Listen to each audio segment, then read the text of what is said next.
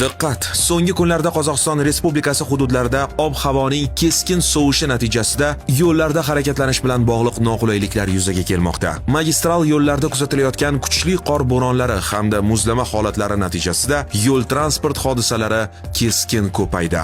Ayniqsa nosoz, litsenziyaga ega bo'lmagan va texnik talablarga javob bermaydigan transport vositalari ishtirokida og'ir oqibatli avariyalar qayd etilmoqda. Migratsiya agentligi qat'iy ravishda ogohlantiradi.